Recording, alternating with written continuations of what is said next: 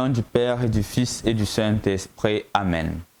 Lecture du livre d'Amos, chapitre 2, des versets 6 à 10, puis des versets 13 à 16.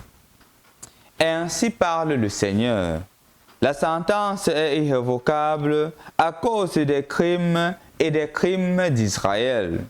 Ils vendent le juste pour de l'argent, le pauvre pour une paire de sandales. Ils écrasent la tête des petits gens dans la poussière. Ils ferment la route aux malheureux.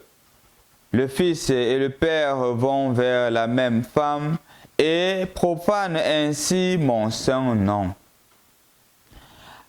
Auprès des autels, ils se couchent sur les vêtements qu'ils ont pris en gage. Dans le temple de leur Dieu, ils boivent le vin de ceux qu'ils ont frappés d'amende.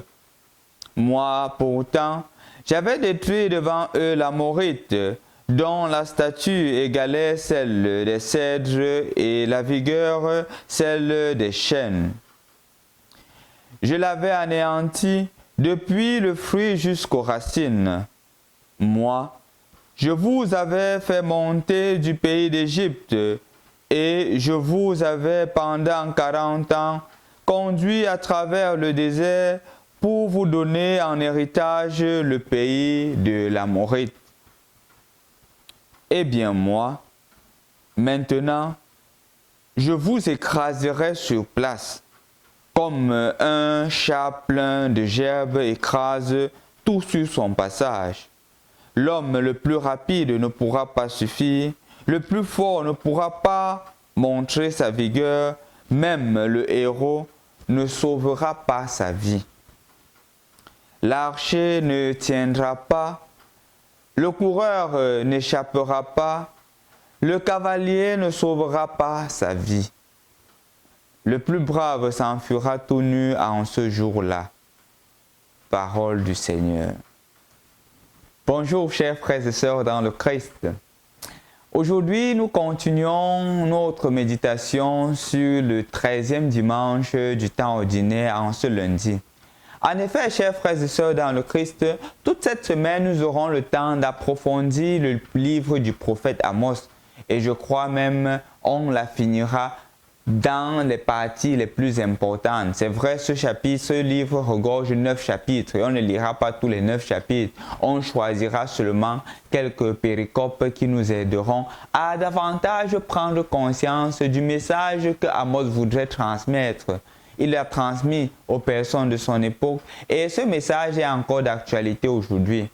En effet, chers frères et sœurs dans le Christ, on appelle Amos le prophète de la justice sociale.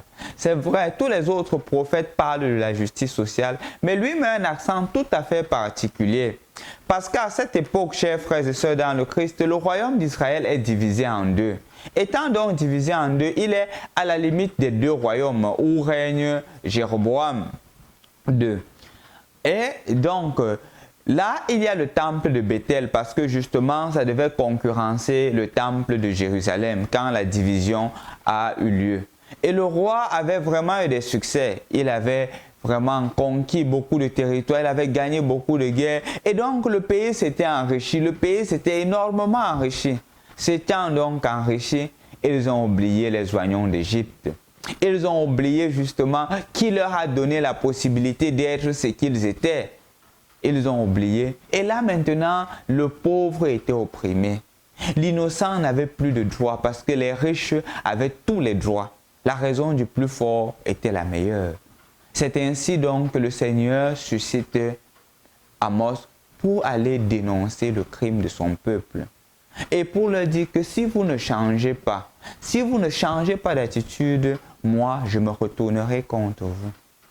Et on remarque justement dans la lecture que nous venons d'écouter les crimes que Amos dénonce au peuple. Premièrement, la situation de l'innocent. L'innocent n'est pas pris en compte dans les tribunaux parce que le riche doit venir imposer sa loi et justement la loi est appliquée en faveur du riche.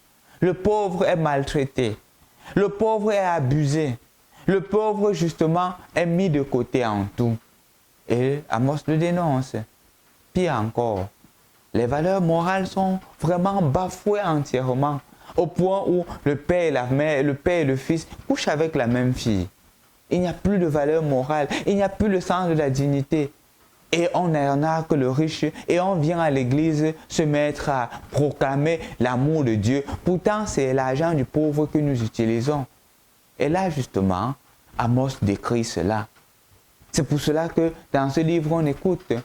Vous vous couchez devant le temple avec le gage du pauvre. Vous buvez le vin dans le temple avec ce que vous avez extorqué aux pauvres. Non, ça ne se fait pas. Et pour cela, je vais vous condamner. Chers frères et sœurs dans le Christ, on pourrait se demander même à un certain niveau, oh, ce que Amos a dit, ça relève du passé. Ça n'a plus d'action au présent. C'est faux, hein? Parce que tout ce qu'Amos a décrié, nous le reconnaissons, nous le rencontrons encore de nos jours. Au point où beaucoup d'innocents, regardons dans nos prisons, beaucoup d'innocents croupissent. Pourquoi? Parce que justement parfois, du point de vue politique, ils n'ont pas les mêmes visions que le système en place. Et là, pour le faire taire, on le fait mettre en prison. Beaucoup d'innocents croupissent parce qu'une personne qui est plus aisée que peut venir les dominer. Dans combien de situations, et même dans certains villages, jusqu'à présent, il y a des sous-préfets qui s'entendent avec des riches pour anarquer des terres. Des personnes qui ont vécu là-bas et qui ont exploité des terres pendant longtemps, on vient leur dire que voici le titre foncier. Peut-être parce que ces parents ne sont pas suffisamment éduqués, ne sont pas suffisamment riches, on ne leur a pas donné, on ne leur donne pas le titre foncier. Parce qu'ils n'ont pas connu la valeur du titre foncier. Puisque le titre foncier, c'est quelque chose qui n'est pas trop vieux dans notre pays. Mais quelqu'un qui est plus avisé utilise cette intelligence qui a été donnée par Dieu pour anarquer les pauvres gens du village. Parfois même, on les oblige à déguerpir de leurs terres. Pourquoi? Pour prendre des terres. C'est d'ailleurs ce qu'un monsieur m'a raconté il y a de cela ce week-end. Alors malheureusement, en connivence avec souvent certains sous-préfets. Ça fait mal. Ça fait mal de savoir que ce rôle qui a été donné parfois à certains d'entre nous pour être au service du plus pauvre, ils les utilisent pour extorquer, maltraiter les pauvres. Quel dommage! Quel dommage dans cette situation! Quel dommage dans notre pays que ces attitudes soient encore davantage d'actualité, qu'on ne tienne pas compte du pauvre. En effet, chers frères et sœurs dans le Christ, c'est aussi d'une certaine manière facile de décrire, mais c'est parfois le danger qui guette les nations qui sont davantage devenues riches. Quand on devient riche, le danger c'est d'oublier qui nous a donné ces moyens-là. Le danger c'est d'oublier l'origine même de nos forces. Et aujourd'hui encore, Amos nous rappelle de faire bien notre mission, de nous rappeler de notre mission. Nous sommes là pour le Christ. Quelle que soit la situation, on ne doit pas s'éloigner du Christ. Et donc, même les valeurs morales, nous devrions les vivre de façon authentique. On ne doit pas vivre une vie incestueuse parce que ça ne va pas. L'inceste actuel, c'est justement les histoires de sugar daddy, sugar mommy. Des mamans qui sont vraiment âgées et qui couchent avec leurs petits-fils. Ou par exemple, des papas qui sont suffisamment âgés et couchent avec leurs petites-filles. Ou même leurs fils. L'inceste dans nos familles. Pourquoi? Pour de l'argent. Combien nous nous sommes laissés aveugler par de l'argent? C'est pour cela que le Seigneur dit, aujourd'hui je vais me fâcher contre vous. Et donc le Seigneur aussi t'adresse à toi cette invitation.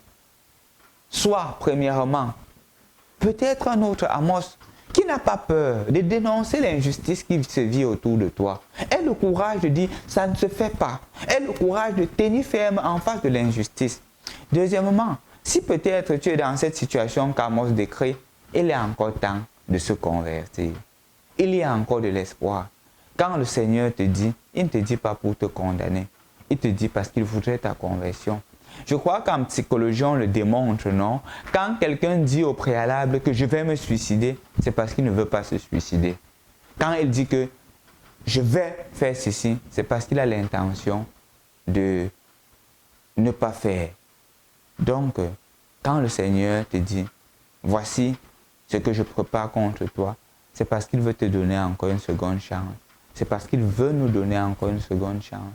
Prenons donc au sérieux cette chance et en profitons-en. Au nom du Père et du Fils et du Saint-Esprit. Amen.